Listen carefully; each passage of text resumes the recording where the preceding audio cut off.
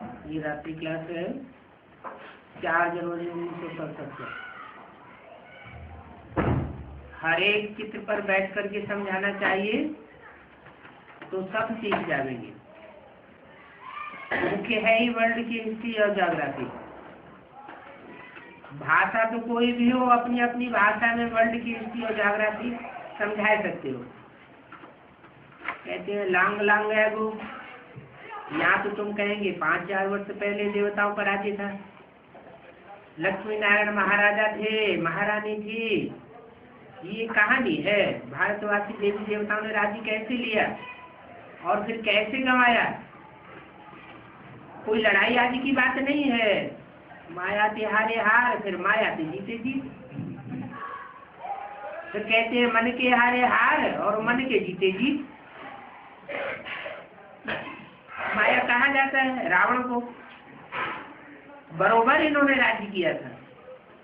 भारत में 21 पीढ़ी मशहूर है। अकाली मृत्यु का वहां होती नहीं है, इसलिए 21 पीढ़ी कहा जाता है। बाप जीत पहनाते हैं गुप्त रीति।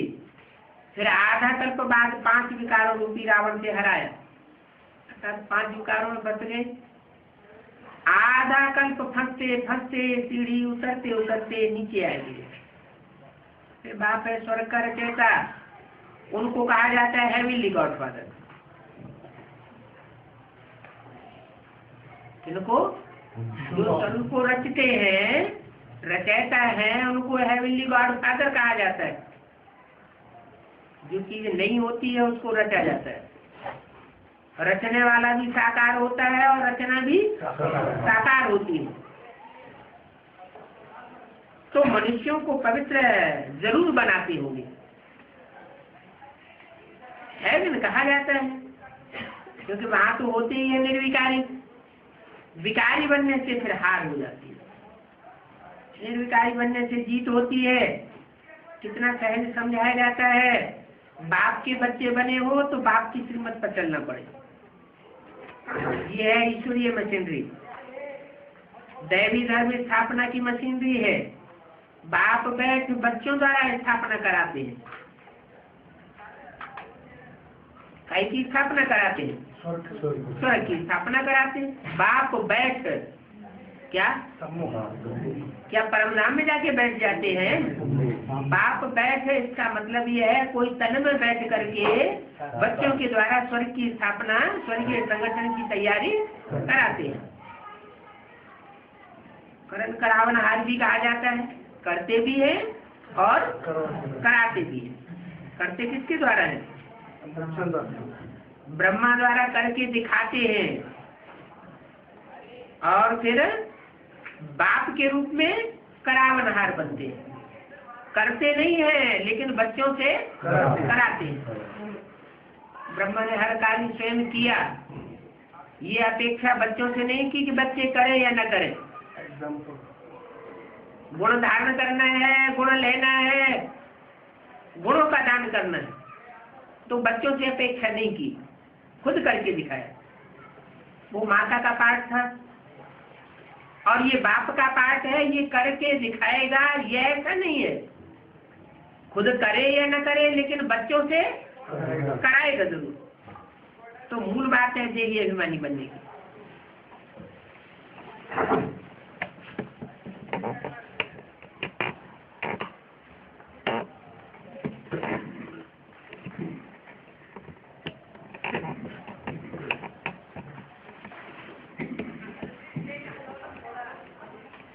क्योंकि आधा कल्प रावण राज्य में देवी अभिमानी रहे हैं।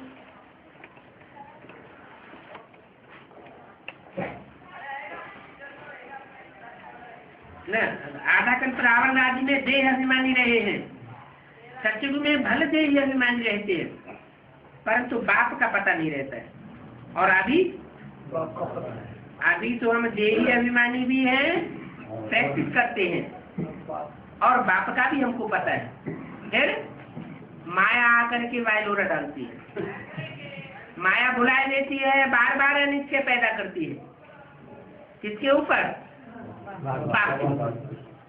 बाप को बुलाती है तो माया जरूर अपना बना देगी।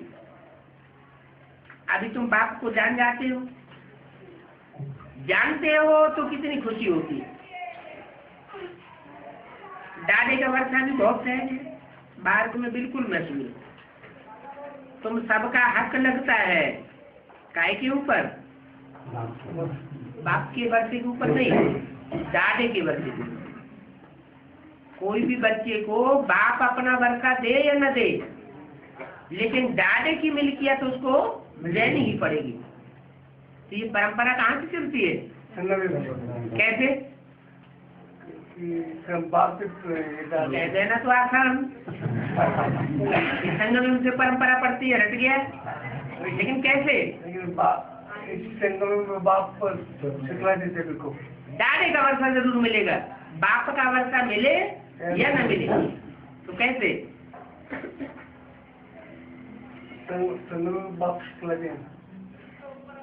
अभी ब्रह्मा हमारा बाप हुआ, और उसका बाप कौन था? प्रजापिता यज्ञ के आदि में। तो प्रजापिता यज्ञ के आदि में जो था वो डाडे हुआ। डाडे का वर्षा हम बच्चों को मिलता जरूर है। बाप अर्थात ब्रह्मा का वर्षा मिले या नहीं। अभी तो निकाल के बाहर कर दिया गया।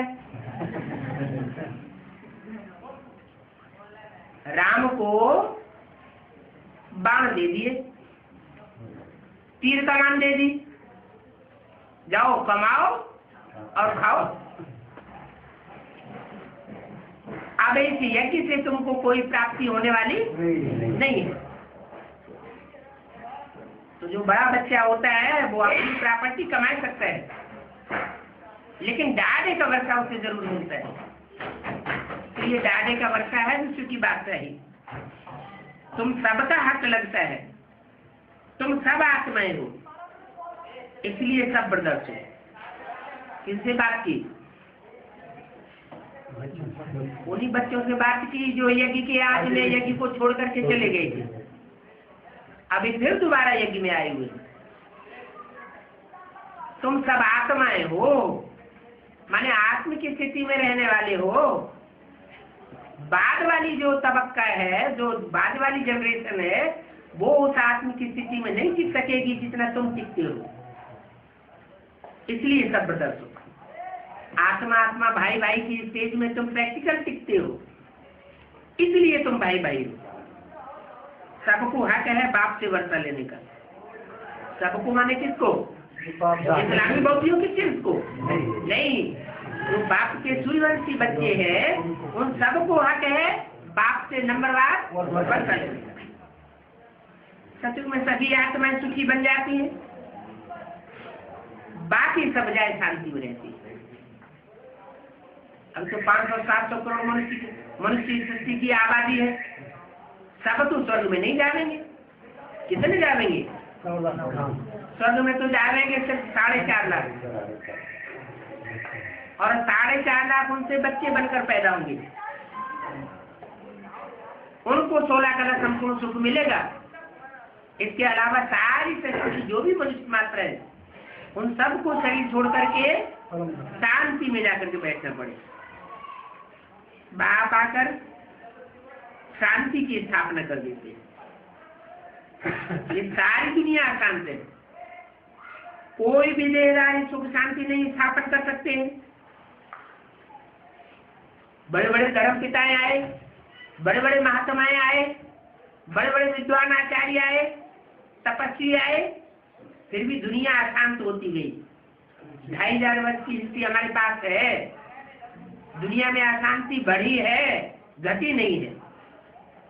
तो कोई स्थापन नहीं कर सकते शांति। मैं आकर के शांति की स्थापना करता हूँ। ये अलौकिक कर्तव्य एक बाप के बिना और कोई नहीं कर सकता। क्या? कि परम धाम को सृष्टि पर उतार के ले आवे। परम धाम में तो शांति ही शांति है, वहां तो सब आत्माएं आत्म की स्थिति में रहती है, इसलिए शांति है। और इस दुनिया में सभी मनुष्य आत्माएं देह अभिमानी। तो दो देह अभिमानी में उन देह अभिमानियों को आत्मा अभिमानी बनाना और उनका एक ऐसा संगठन तैयार करना जहाँ सब शांति में रहते हैं, सब आत्मा की स्थिति में रहते हैं। ऐसा संगठन सिवाय बाप के और कोई बना ही नहीं सकता। ये अलौकिक कर्तव्य है। सदगति दाता, जीवन मुक्ति दाता देहधारी नहीं हो सकता। न मन बुद्धि रूपी आत्मा की सदगति कर सकता है और न देह के 5 तत्वों की सदगति कर सकता है।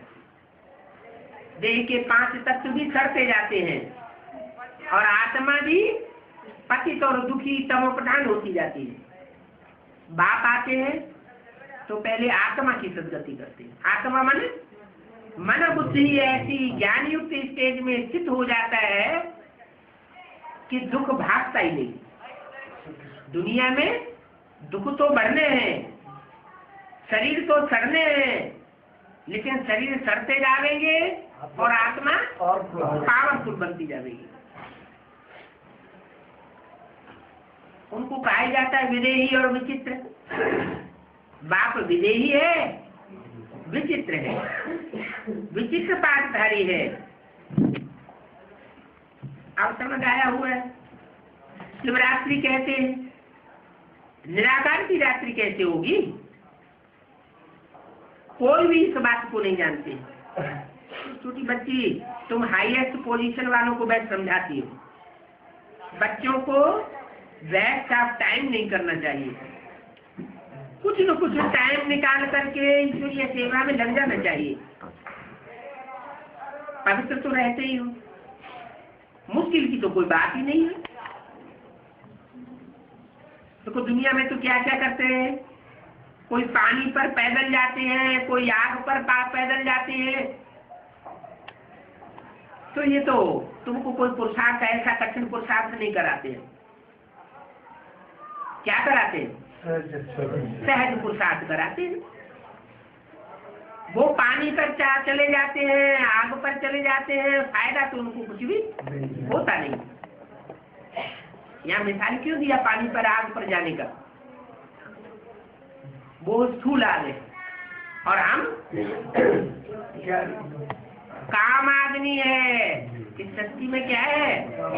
विषय विकारों की अग्नि फैली हुई है और काम अग्नि के बीच में हम अपनी इंद्रियों को कंट्रोल करके अपने पुरुषार्थ में आगे बढ़ते जाते हैं। तुम्हारे पुरुषार्थ में बहुत फायदा है। वो अग्नि पर चलते हैं, उनको कोई फायदा नहीं है। बात समझा देते हैं। इस याद में माया विघन तो बहुत डालेगी, बल माया विघन डालेगी, लेकिन तुमको हिम्मत नहीं हारना है। समझने से तो तुम समझ जाते हो। ये भी एक जैसे की कहानी है, कोई तकलीफ नहीं है। बाप जानते हैं, भक्ति मार्ग में इन्होंने बाप से मिलने के लिए बहुत धक्के खाए। कहते भी है भगवान कोई न कोई रूप में कब मिल जाएगा। बातें तो बहुत सुनाते हैं। तुम किसी को कहो भक्ति से दुर्गति होती है तो वो गुस्से में आ जाएंगे, लेकिन बात तो सच्ची है। क्या तुम हिस्ट्री बता सकते हो? 2500 वर्ष से भक्ति के कर्म कांड करते आए। दुनिया नीचे गिरी है या ऊपर उठी है? मनुष्य की मेंटलिटी ऊपर उठी है या नीचे गिरी है? मेंटलिटी तो नीचे गिरती चली जाती है। तो वो तो भक्त लोग तो गुस्से हो जाएंगे, क्योंकि भक्ति से उनका विशेष प्यार है।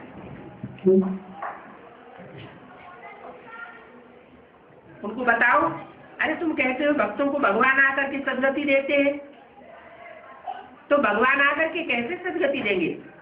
दुर्गति में पड़े हुए हैं तभी तो सदगति देंगे। तो भक्ति से दुर्गति हुई ना। तो बाप युक्तियां बहुत समझाते रहते हैं। अच्छा बच्चों को ओम शांति। दूसरा रात्रि क्लास है 2 जनवरी 1967 का। चित्र बनाने वालों के लिए बाबा डायरेक्शन देते रहते हैं। चित्र ऐसे ऐसे युक्ति से रेगजीन पर व कपड़े पर बनाओ जो खराब न हो। कोई को कंट्रैक्ट दे दो, तो झट चित्र बन जाएंगे। बाबा को तो चित्र बहुत चाहिए। बाबा को कितने चित्र चाहिए? हैं? 4 चित्र चाहिए। बाबा को तो बहुत चित्र चाहिए। चित्र तो 4 बनवाए, लेकिन यहाँ चैतन्य चित्र बाबा को ढेर चाहिए। सबसे उन बच्चे बहुत चाहिए। बच्चे मिटगेट्स बन गए हैं, सर्विस में खड़े नहीं होते हैं, बंधन बंधन कहते रहते हैं। तो बच्चों को टाइम वेस्ट नहीं करना चाहिए, बंधन को उड़ा देना पड़ता है, अपना और बहुतों का जीवन बनाना है। असुरों की जंजीर में अपन को फंसाना नहीं है। अगर वो जीवन नहीं बनाते हैं तो हम क्यों उनके पीछे अपने जीवन को गवाएं? गाली तो खानी पड़ेगी। हिसाब किताब पूरे होने हैं, इसमें सख्त दिल बनना होता है। वारियत सख्त दिल होती है ना, तो इसमें भी बहादुरी दिल चाहिए। अंश बबुले इकट्ठे बहुत मुश्किल रह सकते हैं। अंश क्या चाहेंगे? अंश ज्ञान के मोती चुगने चाहेंगे, और बबुले क्या चाहेंगे? बबुले सड़ी हुई मछलियां खाना चाहेंगे, गंध खाना चाहेंगे। तो गंध खाने वालों को गंध खाने दो, और रतन चुगने वालों को रतन चुगने दो। अपना जीवन तो बनाना है। अभी अदुन सर्विस बहुत पड़ी हुई है। लाखों की तादाद में सेंटर्स होने चाहिए। क्या? अभी हजारों की तादाद में तो है, बीके और पीवी दोनों मिलाकर, लेकिन लाखों की तादाद में नहीं है। वो भी कब होंगे? जब बाप की प्रत्यक्षता होगी तो लाखों की तादाद में सेंटर्स बन जाएंगे। नहीं तो इतनी बड़ी राजधानी कैसे स्थापन होगी? कितनी बड़ी राजधानी स्थापन होनी है? 100 साल संगम का पूरा होते होते 9,16,108 इतनी बड़ी राजधानी स्थापन होनी है। जितना हो सके सबको रास्ता बताने का पुरुषार्थ करते रहो, और अंधों की लाठी बनते रहो। अच्छा, ओम। ये है 5 जनवरी 1967 का प्रातः क्लास। रिकॉर्ड चला है ओम नमो शिवाय।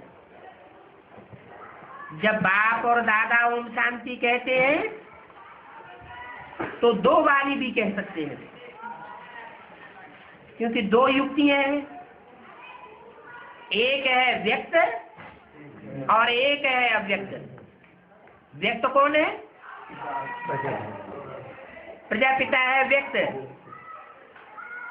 और अव्यक्त कौन है? शिव बाप है अव्यक्त। ये कौन से सन की वाणी है? ये तो संसर्ग की वाणी है। और अब इसका अर्थ क्या लगेगा? अब बाप दादा कौन? उस समय तो बाप निराकार शिव ज्योति बिंदु को समझा, और अभी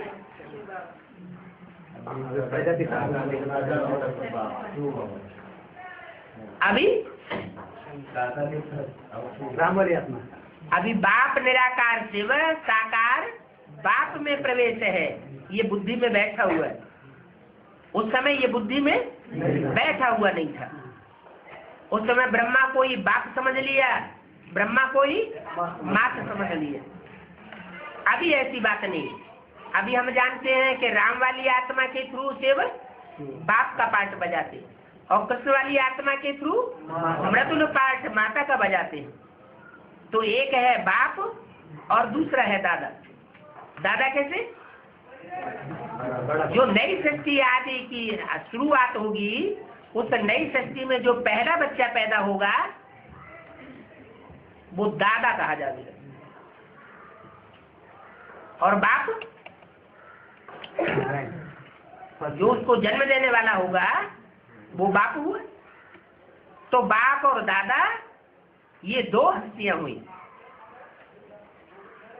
उनमें अभी बाप है व्यक्त और दादा है अव्यक्त। तो दोनों इकट्ठा कहें वो दोनों अलग अलग कहे, दो का इकट्ठा आवाज भी होता है। ये एक वंडर है। दुनिया में ये कोई भी नहीं जानते कि परमपिता परमात्मा इनके शरीर में बैठे ज्ञान सुनाते हैं। ये कहीं भी लिखाई हुआ नहीं है।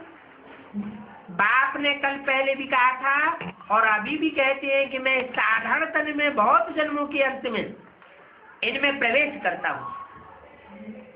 इसमें प्रवेश करता हूँ, साधारण तन में प्रवेश करता हूँ।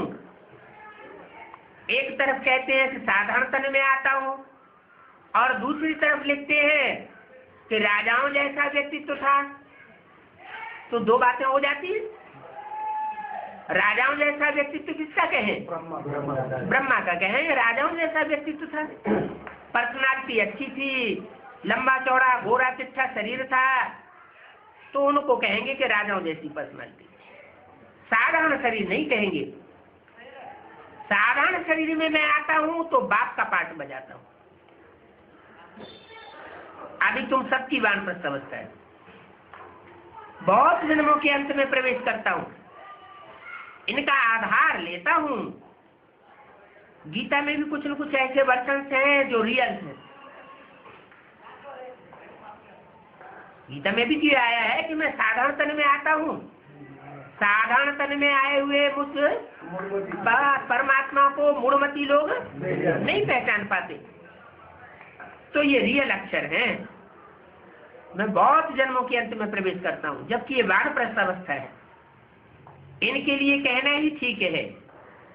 पहले पहले सतयुग में जन्म भी इनका है, लास्ट में भी फिर इनका जन्म है। जिसमें ही बाप प्रवेश करते हैं तो इनके लिए ही कहते हैं, ये नहीं जानते हैं कि हमने कितने पुनर्जन्म लिए। शास्त्रों में 84 लाख पुनर्जन्म लिख दिए। 84 लाख पुनर्जन्मों की तो बात ही नहीं। मनुष्य आत्मा सिर्फ 84 जन्म लेती है। फिर 84 लाख क्यों लिख दिया? इसलिए लिख दिया कि मनुष्य आत्मा 84 लाख योनियों जैसे कर्म करती रहती है, व्यवहार करती है। कोई हाथी जैसा पार्ट बजाता है, कोई घोड़ी जैसा पार्ट बजाता है, कोई बिल्ली जैसा पार्ट बजाता है। तो शास्त्रों में दिखाई दिए, चूहे की सवारी दिखाई है, बैल दिखाया हुआ है। ये अलग अलग चित्रों का चित्रण जो किया हुआ है वो मनुष्य आत्माओं की यादगार है। बाकी 84 जन्म लेते हैं। ये सब भक्ति मार्ग के गपोड़े हैं कि 84 लाख जन्मों में आवर्तन आत्मा को करना पड़ता है। बच्चे जानते हैं कल्प लाखों वर्ष का है, ऐसा हो नहीं सकता। ये भक्ति कांड है, ज्ञान कांड अलग है, भक्ति कांड अलग है। भक्ति करते करते नीचे उतरते आए। ये ज्ञान तो एक ही बार मिलता है। तब वो कहते हैं हर युग में भगवान आता है, और हम कहते हैं सिर्फ एक संगम युग में, कलयुग के अंत और सतयुग के आदि के संगम में भगवान आता है। बाप एक ही बार सर्व की सदगति करने आते हैं, बार बार आकर के सदगति करने की दरकार नहीं है। अगर बार बार सदगति आकर के करे तो हर युग के बाद फिर सतयुग आना चाहिए नहीं। जब पूरी दुर्गति का ग्रहण लगता है तब मैं आकर के पूरी सदगति का वर्षा देने के लिए आता हूँ। बाप आकर के सबकी एक ही बार प्रारब्ध बनाते हैं। तुम पढ़ते ही हो भविष्य नई दुनिया के लिए, है ना। दुनिया में जो पढ़ाई पढ़ाई जाती है वो वर्तमान जन्म के लिए पढ़ाई जाती है। वर्तमान जन्म की पढ़ाई होती है और कमाई होती है, और ईश्वर की जो पढ़ाई है वो वर्तमान जन्म के लिए नहीं है, नहीं 21 जन्म के लिए पढ़ाई, और 21 जन्म के आधार पर 63 जन्मों का भी हिसाब किताब बन जाता है।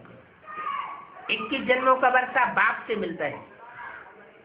हमारे पुरुषार्थ के आधार पर, और यहाँ पुरुषार्थ करने का जो मादा पड़ जाता है हमारी आत्मा में, पुरुषार्थ करने का जो अभ्यास पड़ जाता है, वो अभ्यास 63 जन्मों में भी कायम रहता है।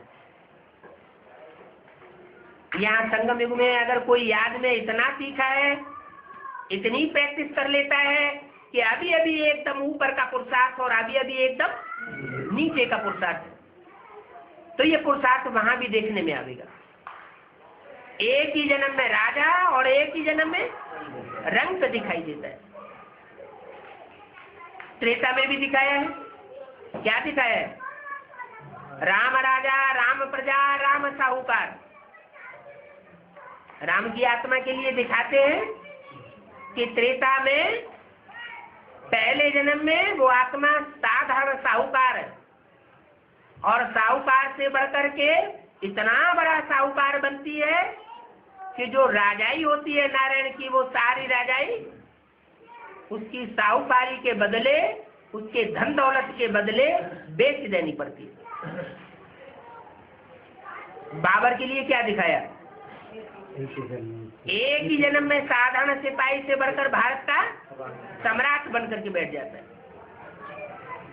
शिवाजी के लिए क्या दिखाते हैं? कहाँ साधारण औहदेदार का बच्चा, और इतने बड़े सल्तनत के मालिक जो औरंगजेब है उससे टक्कर ले लेता है और छक्के छुड़ा देता है। तो ये पुरुषार्थ के जो संस्कार हैं वो यहाँ पड़ते हैं। जो बच्चे जितनी हिम्मत करते हैं, बाप उन बच्चों को उतनी मदद देते हैं। बाप आते ही है नई राजधानी स्थापन करने के लिए, इसलिए इसको राजयोग कहा जाता है। इस योग में राज भरा हुआ है। क्या राज भरा हुआ है? राज क्या भरा हुआ है?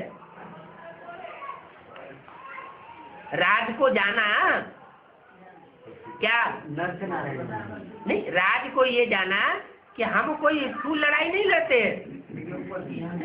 हमारी लड़ाई जो है वो अंदरूनी लड़ाई है। हम मन को कंट्रोल करना सीखते हैं। मन कंट्रोल हो जाता है तो सभी इंद्रियां कंट्रोल हो जाती हैं। मन कंट्रोल में नहीं है तो इंद्रियां भी कंट्रोल में नहीं रहती। इस राजयोग की बहुत महिमा है। चाहते हैं भारत का प्राचीन योग आकर के कोई सिखावे, परंतु आजकल के सन्यासी बाहर जाते हैं और गपोड़े मार करके आ जाते हैं, पैसे कमा के ले आते हैं। राजयोग तो कोई भी सिखाया नहीं सकता। कहते हैं हम प्राचीन राजयोग सिखाने आए हैं, तो वो भी समझते हैं हम सीखे। जो कि समझते हैं योग से पैराडाइज स्थापन हुआ था। अभी बाप कहते हैं कि पैराडाइज कोई स्थापन कर ही नहीं सकता। ये मनुष्य का काम नहीं है। जो शास्त्रों में गाया हुआ है पैराडाइज या जन्नत या स्वर्ग या वैकुंठ, वो स्थापना मैं आकर के करता हूँ। बाप समझाते हैं योग बल से तुम पैराडाइज के मालिक बनते हो। पैराडाइज स्थापन किया है बाप ने। कैसे स्थापन करते हैं वो कोई भी नहीं जानते। कैसे स्थापन करते हैं? योग बल और पवित्रता के बल पर तुम नई दुनिया स्थापन करते हो।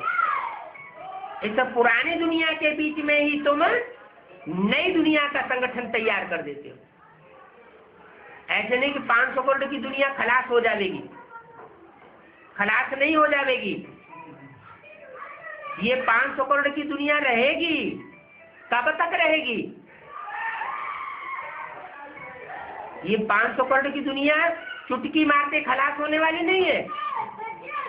लेकिन तुम बच्चों का जो स्वर्गीय संगठन है, जो पैराडाइज है, जो जन्नत है, जिसका शास्त्रों में गायन है, मुसलमान लोग उसको जन्नत और पैराडाइज के रूप में क्रिश्चियन लोग मानते हैं, तो जरूर कभी उन्होंने अपने जीवन में उसका अनुभव किया है।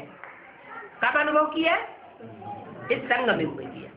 उनके कानों ने सुना है, उनकी आंखों ने देखा है। तो जो अनुभव है वो शास्त्रों में लिखा हुआ है, तो वो ये सब टाइम अभी है। ऐसे नहीं कि 500 करोड़ की दुनिया खलास हो जाएगी, रहेगी भी, लेकिन हमेशा नहीं रहेगी। कब तक रहेगी? है जब हमारी राजधानी पूरी होगी तो पूरा विनाश हो जाएगा। जब तक राजधानी पूरी स्थापन नहीं हुई है तब तक पूरा विनाश भी नहीं हो सकता।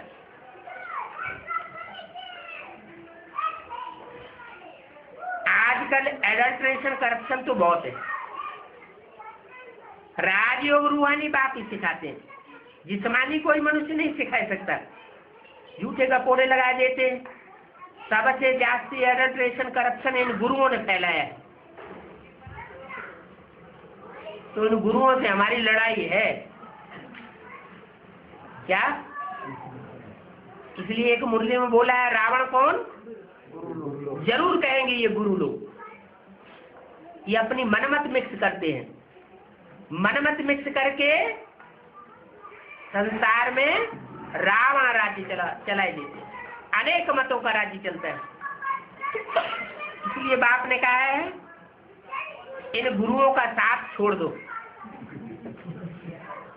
किससे कहा? बच्चों से। कौन से बच्चों से कहा?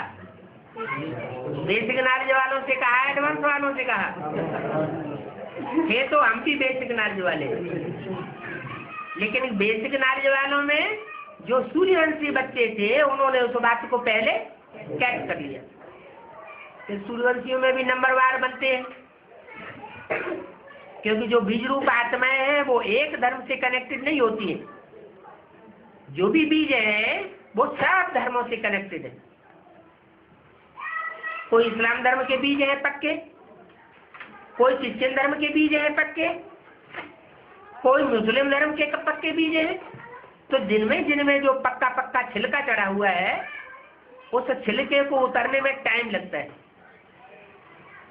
जो सूर्यवंशी पक्के पक्के होंगे वो पहले तैयार हो जाते हैं। तो पहले संगठन भी किसका बनेगा? सूर्यवंशियों का बनेगा। इसलिए बोला है एक भी पावरफुल संगठन तैयार होने पर एक ग्रुप दूसरे ग्रुप को खींचते हुए अंत में 108 की माला का संगठन एक हो जाएगा। और वो संगठन ऐसा एक होगा कि जिस संगठन रूपी किले में एक भी विकारी प्रवेश नहीं कर सकेगा। धोखेबाज होते हैं ना, इधर भी टांग अड़ाते हैं उधर भी टांग अड़ाते हैं, इधर की बातें उधर और उधर की बातें इधर करके लड़ाई कराते रहते हैं।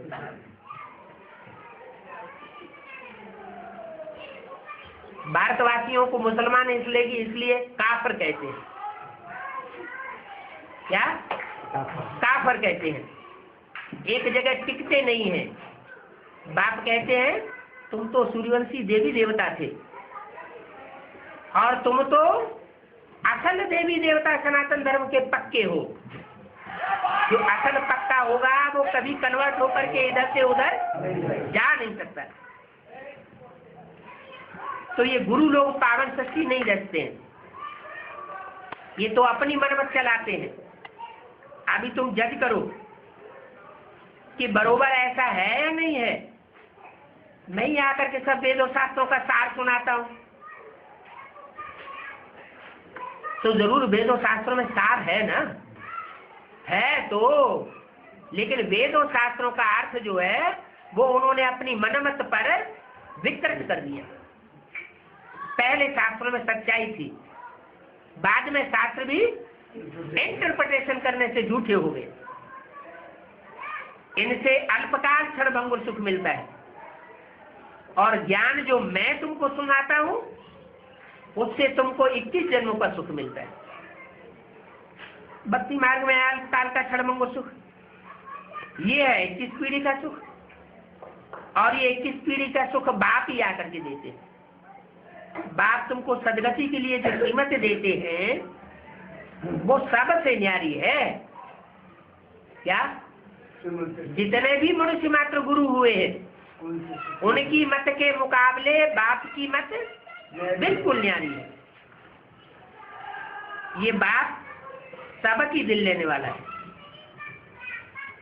जैसे वो जड़ दिल वाला मंदिर है, ये फिर तुम्हारा चैतन्य दिल वाला मंदिर तैयार होने वाला है। जब तुम्हारा चैतन्य दिल वाला मंदिर तैयार हो जाएगा तो ये जड़ मंदिर, मस्जिद, गुरुद्वारे वगैरह सब चलने लग पड़ेंगे। तो कमी किस में हुई? हमारे अंदर कमी है, जड़ में कमी नहीं है। जड़ तो वो जड़ तो ही है, वो तो सुधरने वाला नहीं है।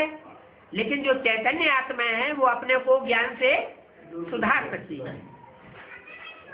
तुम्हारी एक्यूरेट एक्टिविटी के चित्र बने हैं क्या? तुमने जो एक्यूरेट एक्टिविटी की है उसके आधार पर चरित्र को दिखाने वाले वो चित्र भक्ति मार्ग में बनाए गए। इस समय तुम्हारी एक्टिविटी चल रही है। दिलवाला बाप तुमको मिला है और वो दिलवाला बाप सबकी सदगति करने वाला है। माना क्या इस्लामियों बौद्धियों की भी करेगा? इस्लामी, बौद्धियों, क्रिश्चियन सब धर्मों की सदगति होनी है। कोई भी धर्म ऐसा नहीं रह जाएगा जो अपनी सात्विक के स्टेज में न पहुंचे। हर धर्म पहले सतो प्रधान होता है, फिर रजो होता है, फिर तमो होता है। देवी देवता सनातन धर्म भी सतो प्रधान था, अभी तमो प्रधान बन गया। तो बाप आकर कहते हैं मैं सबकी सदगति करता हूँ, मैं किसी की दुर्गति नहीं करता हूँ। सबका दुख करने वाला है और सबको सुख देने वाला है। तो कितना ऊंच से ऊंच बाप गाया हुआ है, ऊंच से ऊंच भगवान कहते हैं ना। शिव की महिमा देखो कितनी है। बल चित्रों में शंकर आदि के आगे भी शिव का चित्र दिखाई दिया। क्यों दिखाया हुआ है? जैसे और देवताएं होते हैं वो भी शिव के मंदिर में चारों ओर बैठे हुए दिखाई जाते हैं, लेकिन मुख्य स्थान पर शंकर को भी दिखाते हैं। इसका क्या मतलब हुआ कि सभी देवताएं जो हैं वो एक शिव की उपासना करते हैं।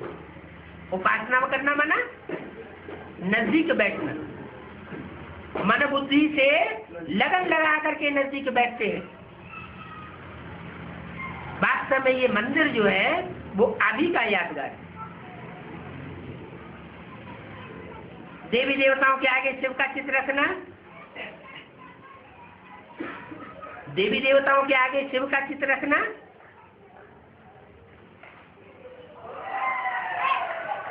वास्तव में देवी देवताओं के आगे शिव का चित्र रखना निषेध है। माना देवी देवताओं के आगे शिव का चित्र नहीं रखना चाहिए। किसका रखना चाहिए है? क्यों रखना नहीं रखना क्यों नहीं चाहिए? शिव का चित्र देवी देवताओं के आगे क्यों नहीं रखना चाहिए? है शिव जन्म मरण के फेरे में नहीं आता तो जरूर रखना चाहिए फिर, कि जो जन्म मरण के फेरे में नहीं आता वही तो उनको फेरे से बचा लेगा। देवताओं को साकार में और शुभ। हाँ, जो शिव है वो निराकारी स्टेज का प्रतीक है और देवताएं साकारी स्टेज का प्रतीक है। वो तो भक्ति करते ही नहीं है। कौन? शिव। और देवताएं तो जब नीचे गिरते हैं तो भक्ति करते हैं।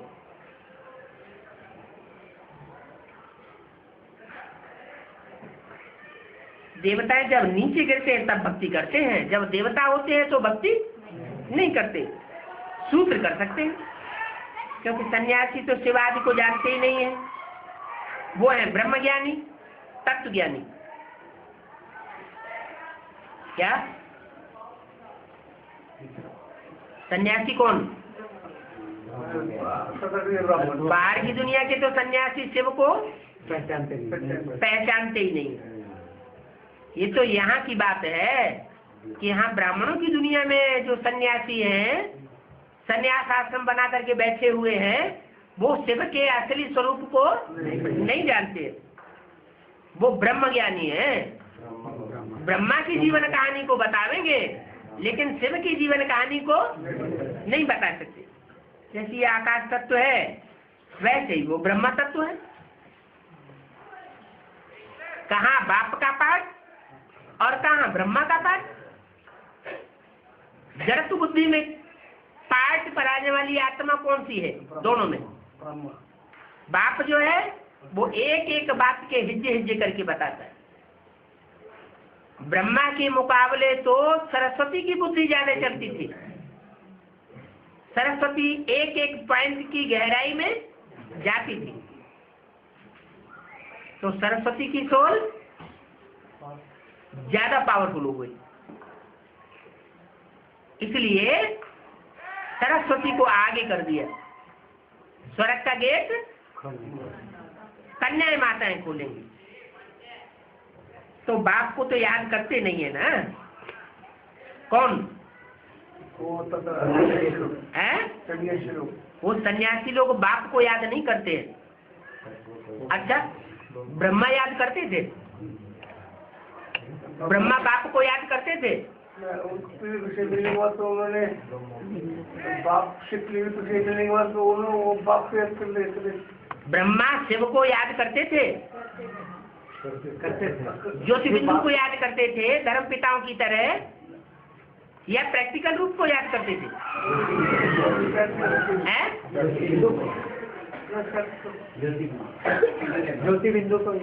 ज्योतिबिंदु को याद करते थे। तो जो भी ज्योतिबिंदु को याद करने वाले हैं वो गुरुओं की कैटेगरी में आए या सदगुरु की कैटेगरी में आ गए? गुरुओं की कैटेगरी में आ गए। जैसे और गुरु वैसे ब्रह्मा भी गुरु की कैटेगरी में हुआ। एक है सदगुरु और बाकी सब है गुरु। सतगुरु माने सच्चा गुरु और बाकी सब झूठे गुरु हो गए। उनको ये महामंत्र मिलता है। ये महामंत्र बाप आकर संगम युग पर देते हैं। कब? उन ब्रह्मा को भी महामंत्र मिलता है, और ब्रह्मा को फॉलो करने वाले जो भी ब्रह्म तत्व को मानने वाले सन्यासी हैं उनको भी महामंत्र मिलता है। क्या क्या मना महामंत्र है? मन मना भव, मेरे मन में समा जा। अर्थात जो मेरे मन के अंदर संकल्प चलते हैं वही तेरे अंदर संकल्प चलना चाहिए। संकल्प मात्र भी विरोधाभास नहीं होना चाहिए। तो कैसे पता चलेगा? जरूर बाप प्रैक्टिकल में पार्ट बजाता है, तब पता चलता है कि बाप क्या चाहता है और बच्चे क्या करते हैं। श्रीमत क्या कहती है और मनुष्य मत और मनमत क्या कहती है। संकल्पों में भी एकाकार हो जाए, कर्मों में विरोधाभास, वाचा में विरोधाभास, इसका तो सवाल ही पैदा नहीं हो। इसलिए कहते हैं मैं तुम बच्चों को मच्छरों सदस्य ले जाऊंगा। क्या माना?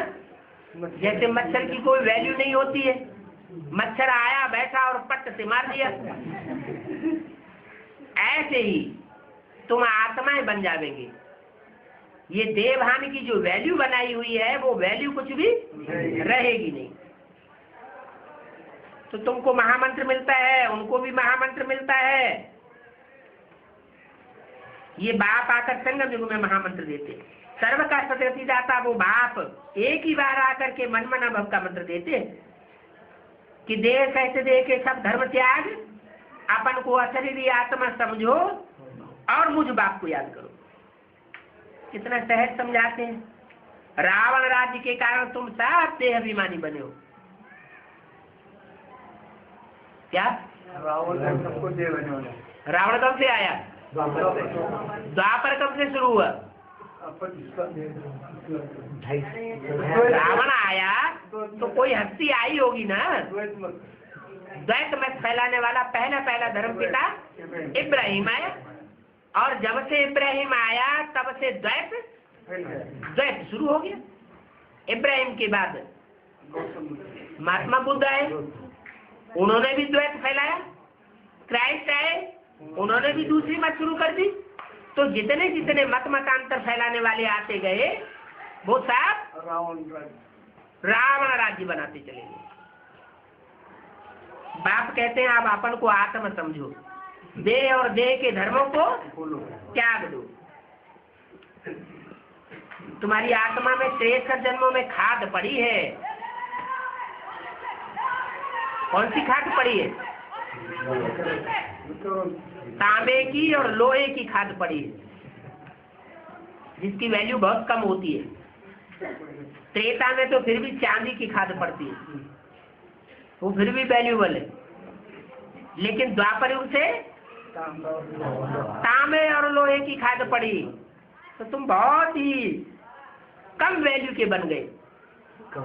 अब मैं आकर के तुमको हीरे जैसा बनाता हूँ, ये खाद सारी निकल जाएगी।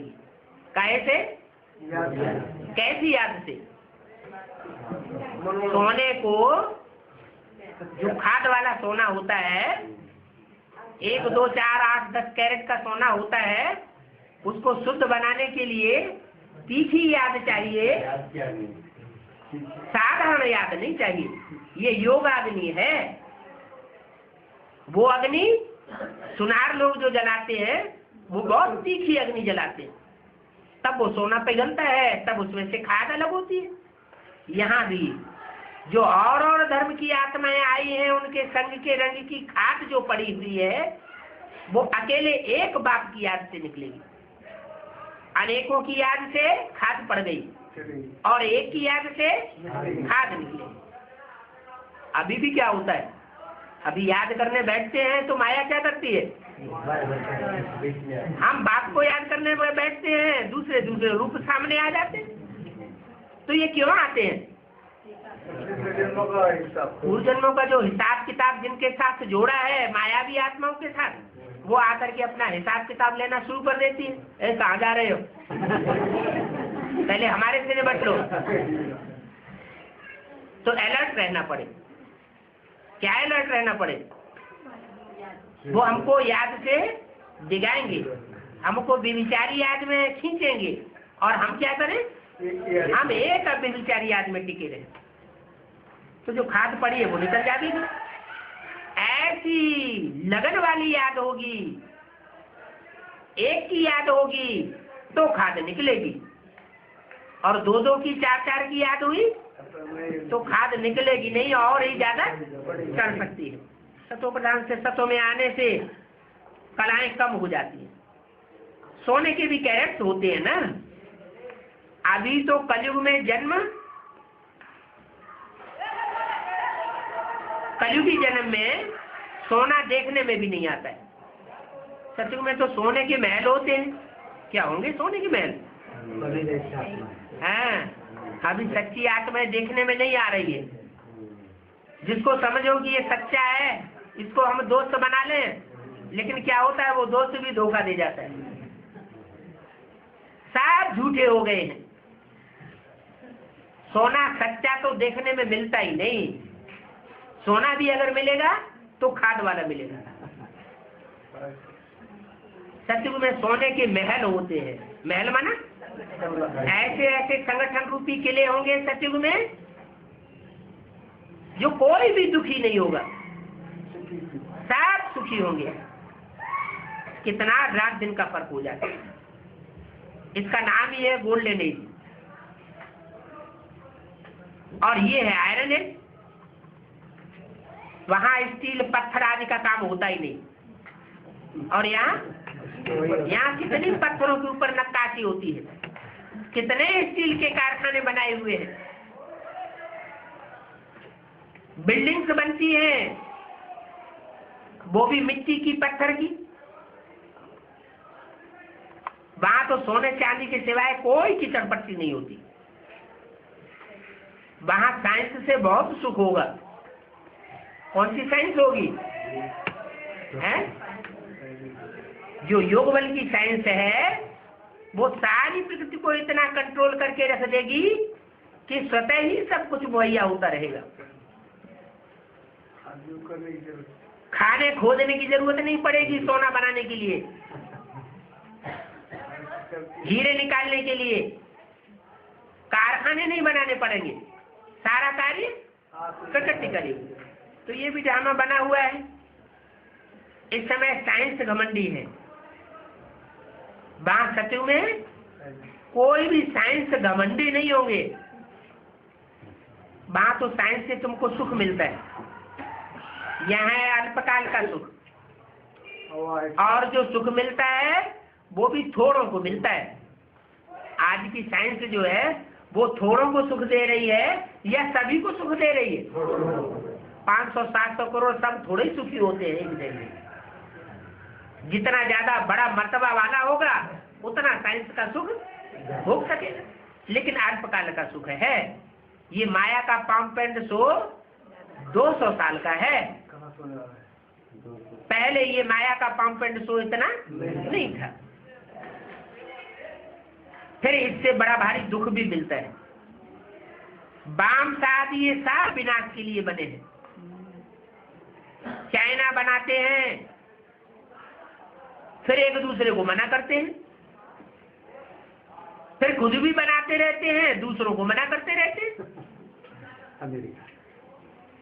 मनुष्यों की बुद्धि जैसे कि मारी हुई है, समझते भी हैं कि हमारी बनाई हुई चीज है तो कभी न कभी काम आवेगी। समझते हैं कि कोई प्रेरणा करने वाला है जो हमसे बनवाए रहा है।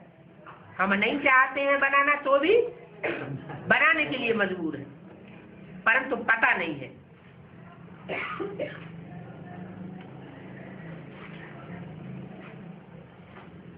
कि कौन प्रेरणा करने वाला है। हम बनाने के सिवाय रह नहीं सकते हैं। वो तो स्कूल बम्बों की बात हुई, और यहाँ है ज्ञान के बम। जो ज्ञान के बम है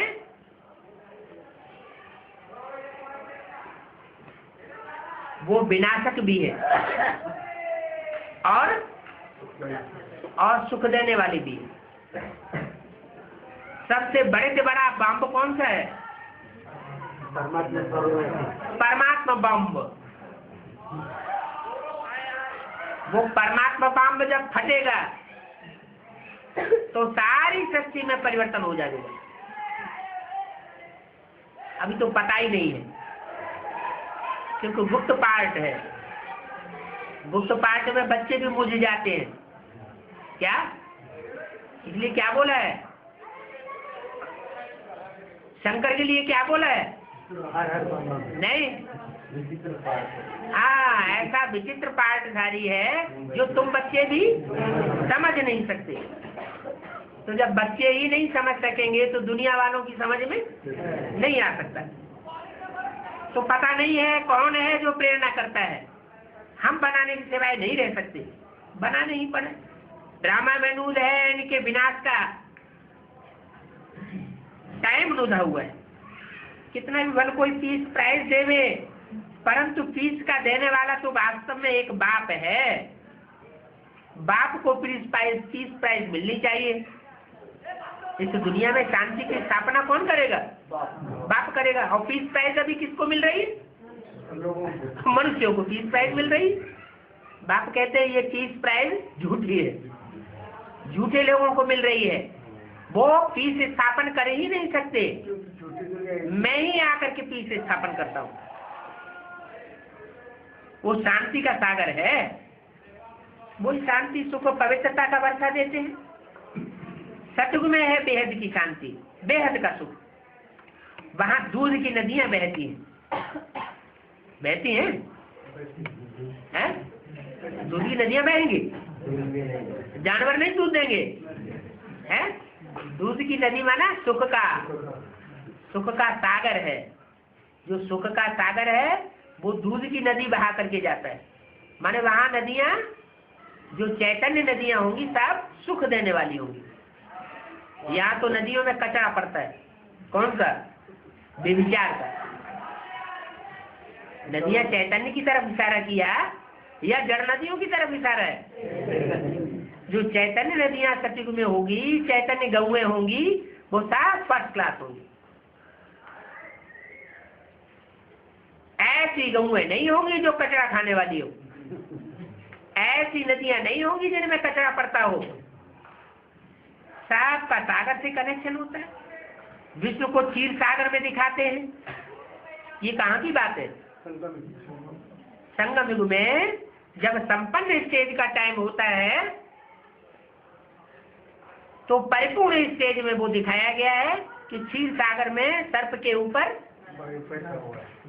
नारायण बैठा हुआ है। ज्ञान जल ही उसका घर है। धंधाधोरी दुनिया भी उसकी बुद्धि में चलता ही नहीं। फिर तालाब आदि बनाते हैं भक्ति मार्ग में, उसमें पत्थर पर विष्णु को सुलाए देते हैं। भक्ति मार्ग में देखो कितना खर्चा करते हैं, कितना वेस्टेज ऑफ टाइम, कितना वेस्टेज ऑफ मनी करते रहते हैं। और यहाँ तो बाप कहते हैं कोई भी खर्चा आदि करने की दरकार नहीं है। कहाँ का ये तरफ इशारा दिया है? एडवांस और बेसिक की तरफ इशारा दिया। एडवांस में ईश्वरीय सेवा करने के लिए कोई भी खर्चा आदि करने की दरकार नहीं है। और वहाँ भक्ति मार्ग में पब्लिक का पैसा खूब खर्चा करते हैं। इतना खर्चा करते हैं, इतना भीख मांगते हैं कि एक दूसरे का जीवन बर्बाद होता रहता है। सब दुखी होते रहते हैं, देने वाले भी और लेने वाले भी।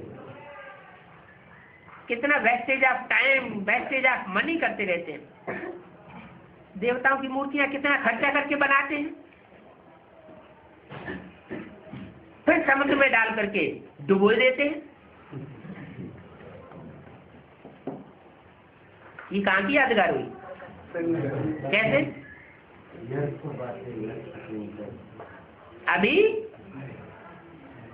अभी मूर्तियां तैयार हो रही है। अनेक अनेक मूर्तियां बनाते हैं। वो अनेक मूर्तियां सदगति दाता हैं या सब दुर्गति दाता है? सब मूर्तियां दुर्गति दाता है। सिर्फ एक ही मूर्ति है जो संसार का सदगति करती है। दो मूर्तियां और ऐड की जाती है, विष्णु और ब्रह्मा।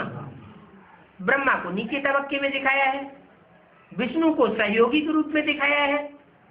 इसलिए बताते हैं कि तुम विष्णु का जो चित्र बनाते हो वो एक की यादगार नहीं है, वो युगल की यादगार है। युगल मणके हैं। कौन कौन से? सतयुगी लक्ष्मी नारायण और संगमयुगी लक्ष्मी नारायण। उन दोनों का जो मेल है, कॉम्बिनेशन है, वो चार आत्माएं ही वास्तव में सदगति दाता है और उनके द्वारा संसार की सदगति होती है। बाकी सब मूर्तियां बेकार। अब तुम बच्चों को बुद्धि में बैठा है कि तुमको मूर्तियां बनाने की और पूजा करने की दरकार नहीं है। क्या करना है? हाँ, पूजा करो, खर्चा करो और फिर जाकर के डुबो। दोनों को डुबोना भी नहीं और खर्चा भी नहीं करना। अभी तुम किसी के भी मंदिर में जाओ तो तुम हर एक का ऑक्यूपेशन बता सकते हो, जानते हो। बच्चों को कोई मनाही नहीं है कभी कहीं भी आने जाने की। बाप कहते हैं कहीं भी जाओ, क्या माउंट आबू में भी जाओ, बाप मना नहीं करेंगे। कहीं भी जाओ लेकिन सर्विस करो। आगे तो इडियट बन करके जाते हैं मंदिरों में। अभी तो इडियट बनने की बात ही नहीं है। अभी तो बुद्धि में सब कुछ बैठा हुआ है कि ऐसा ऐसा आचरण क्यों किया जाता है।